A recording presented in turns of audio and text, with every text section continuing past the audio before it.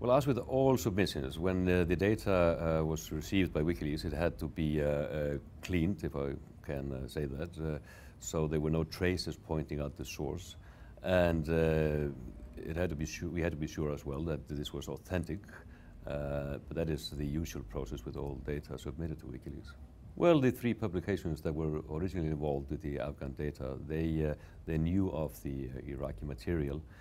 So they were, we had a commitment to work with them onwards, and they were willing to participate in that and commit their resources on investigating the material.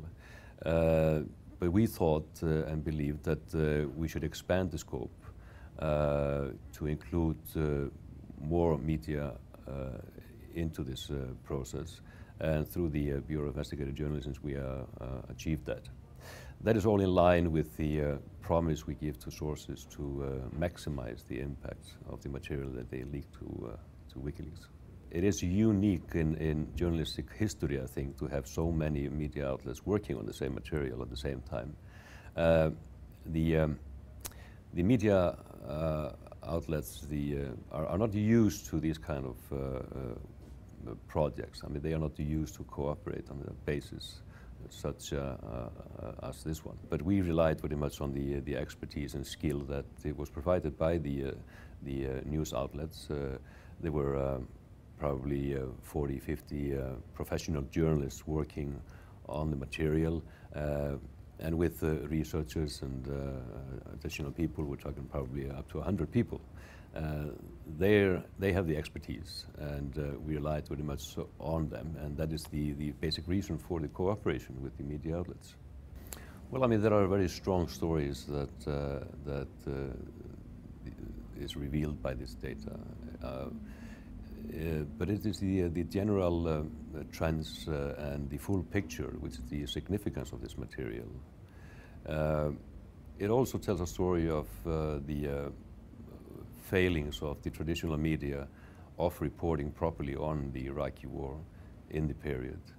That should be something that should call for a bit of soul searching within the media, where they too much relying on the military for information. And even when we go to the military data, we see that there's a lot of information there that was withheld from the public. One thing in particular is the overall tendency, for example, to categorize deaths as insurgents' killings when there are ample evidence to show that these are actually civilian deaths. This is something that we learned very early. We learned that when we released the Apache attack video in April.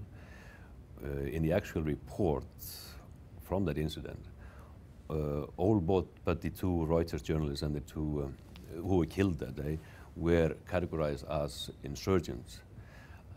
We know now that the estimate of death was far lower than the actual killings, and actually the death that they categorized as insurgents were civilians. So this is one example, but we see in the data that there is an overall tendency to categorize every Iraqi killing as insurgents. Well, journalists will be able to access it within a searchable format. We are also open to the possibility, because of the material being fairly over-redacted as is, to hand out, upon requests, the material to journalists who are interested in a special field, special categories, if I may say so, or some special events or time frames. With the Afghanistan war log, the approach was basically this. There was a reliance upon the categorization of the US military of their data. On that basis, 1 in every 6 report was withheld for line-by-line reduction.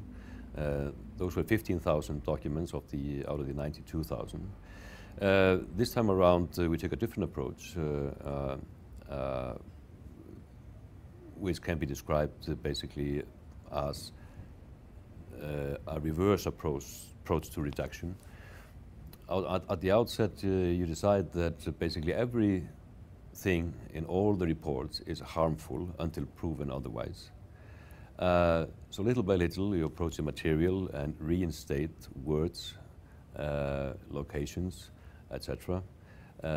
So you approach it towards minimization of reductions, and what we are basically having at the end is an over-reducted version, but it could be a work in progress.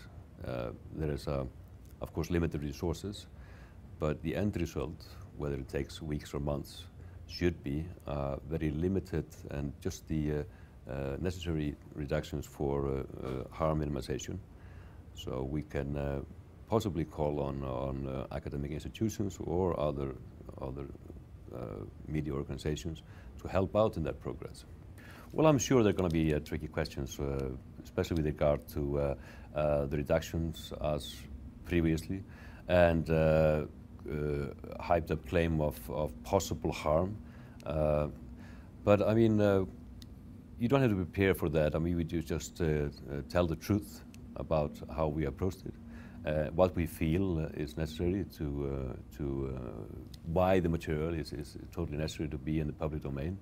And that is the only answer we can give to criticism, basically, and the right one.